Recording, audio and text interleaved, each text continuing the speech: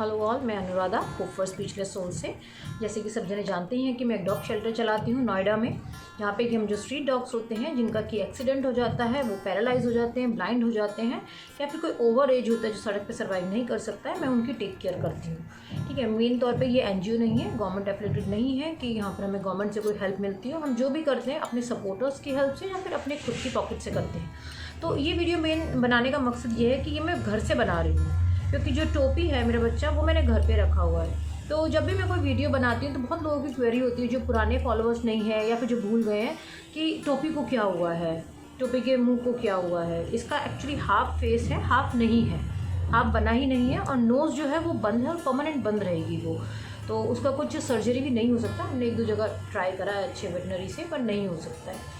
टोपी की स्टोरी ये है कि टोपी आज से 3 साल पहले अप्रैल के महीने में एक को जो ना कूड़ेदान में फेंक गया था, 1 महीने का बच्चा। जब ये मेरे पास आया था तब ये 1 महीने का था, और इसका फेस, नोज़ का मतलब आइज़ के नीचे पूरा नोज़, माउथ, ये सब चीज़ें मैगेट्स खा चुके थे।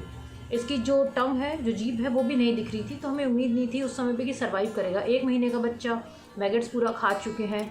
बट उस समय मेरी तबीयत सही नहीं होने की वजह से मैंने इसका घर पे ही ट्रीटमेंट स्टार्ट कर दिया था। मना करना तो कुछ नहीं बन रहा था लॉजिक, तो घर पे ही रख लिया था। घर पे इसका ट्रीटमेंट शुरू करा था। थोड़े दिनों बाद पता चला कि इसकी टंग है वो, क्योंकि एकदम सूख गई थी, तालू में चिपक गई थी। तो जब वो उसने दूध वगैरह पिया, थोड़ा सा पानी पिया, 1-2 दिन में उसकी टंग ऊपर अलग से निकल के नीचे गिर गई, तो पता चल गया टंग है। पर उसका जो फेस है वो ख़त्म था बिल्कुल। तो उसको हमें ड्रॉप के थ्रू, फिर दोबारा सिरिंज के थ्रू, मतलब उम्मीद नहीं थी, पर फिर हम इसकी कोशिश कर रहे थे, क्योंकि वही वाली बात है, नाम ही होप रखा है। होप में हम कभी होप छोड़ते नहीं हैं, ट्राई करते रहते हैं। जब तक कोई जिंदा प्राणी हमारे हाथ में, हमें कोशिश करनी है। तो हम कोशिश करते रहे। धीरे धीरे जैसे जैसे बढ़ा, इसका फेस बनना शुरू हो गया। पर फेस तो बनना शुरू हो गया, टीथ नहीं बन पाए, क्योंकि वो टीथ और जो अंदर जितने भी जबड़ा है वो सारे मैगेट्स खा चुके थे।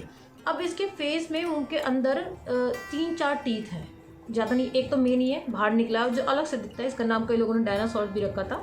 इसका दांत एक अलग से निकलता है। बाकी जो अंदर के जितने भी टीथ हैं वो ख़त्म हो चुके हैं, थोड़े बहुत हैं। फिर जब ये धीरे धीरे और बड़ा हुआ, पता चला इसका नोज़ बंद है। अब क्या होता है, नोज़ बिल्कुल बंद है, ये माउथ से ही सांस लेता है। तो इसको हम पोल्यूशन में नहीं लेके जा सकते। मतलब शेल्टर का ऑप्शन तो बंद हो गया, स्ट्रीट का तो कभी था ही नहीं। हमने सोचा नहीं था, 1 महीने का बच्चा उठा के वापस स्ट्रीट पे छोड़ना ही नहीं था किसी भी हालत में।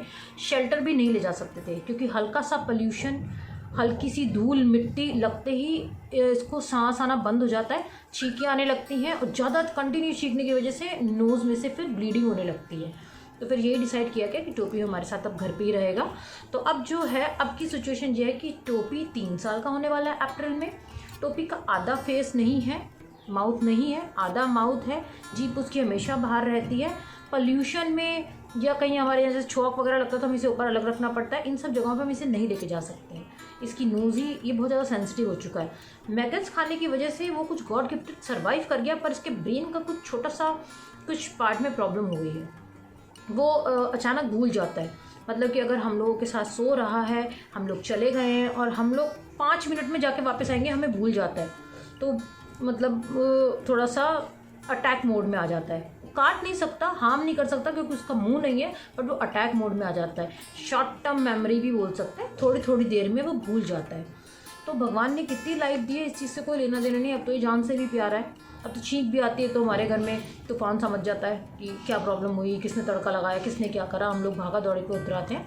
बट कुल मिला के अब टोपी मेरे पास रहता है घर पर, और टोपी अब किसी शेल्टर में या कहीं नहीं जा सकता है। टोपी बहुत ही प्यारा और बहुत ही स्वीट बच्चा है, बस है कि गुस्से वाला है। उसको अभी तक मुझे इसने नहीं हमला किया है, बाकी वो सब पे हमला कर चुका है। वो प्लस पॉइंट है कि वो काट नहीं सकता, बट वो छोड़ता किसी को नहीं है। उसको ब्रेन में प्रॉब्लम है थोड़ी सी, बट ये गॉड गिफ्टेड चीज़ है कि ब्रेन में प्रॉब्लम होने की वजह से और हाफ माउथ होने के बावजूद, नोज़ी बंद होने के बावजूद वो नॉर्मल लाइफ जीता है। बहुत जो छोटा जूनियर फूड होता है, डॉग फूड, वो खाता है। छोटी छोटी रोटी या छोटी छोटी कोई भी चीज़ उसको हम खिलाते हैं, वो खाता है। अप्रैल में टोपी का बर्थडे होगा, तो हम लोग सेलिब्रेट करेंगे आप सब लोगों के साथ। आप लोगों की गुड विशेज़ रहेगी, तो टोपी की उम्र बहुत लंबी होगी, क्योंकि अब घर में मेरे पास यही बच्चा है। शेल्टर पे तो मेरे पास 80-90 हैं, बढ़ते रहते हैं, घटते रहते हैं, बट घर में मेरे पास यही है। तो सारे बच्चे बराबर हैं, बट स्टिल जो एक 24 घंटे साथ में आपके रहता है, आपके हाथ में रहता है, उससे थोड़ा सा 1% लगाव ज़्यादा ही हो जाता है। तब टोपी भी हमारी 24 घंटे नज़र रहती है। इसीलिए ये वीडियो घर पे बनाई गई, टोपी का इंट्रोडक्शन कराने के लिए। टोपी से हाय, बात नहीं करता किसी से। तो थैंक यू ऑल। ये जस्ट इन्फॉर्मेशन थी कि लोगों के अंदर क्वेरी थी कि टोपी के साथ क्या हुआ है, टोपी ऐसा क्यों है। टोपी बिल्कुल नॉर्मल है, सिर्फ उसका फेस थोड़ा सा अजीब है और थोड़ी सी एक्टिविटीज़ अजीब है, अदरवाइज टोपी एकदम नॉर्मल है और मस्त है, अच्छे बच्चों की तरह रहता है। थैंक यू टोपी से बाय। अच्छा पास से करेंगे एक बार बाय। ये है टोपी, टोपी द हीरो। टोपी से बाय। चलिए थैंक यू। आप लोगों की गुड विशेज़ हमेशा मेरे साथ रहेगी, तो ऐसे बच्चे ही बचते रहेंगे और इनकी उम्र भी लंबी होगी। Thank you very much.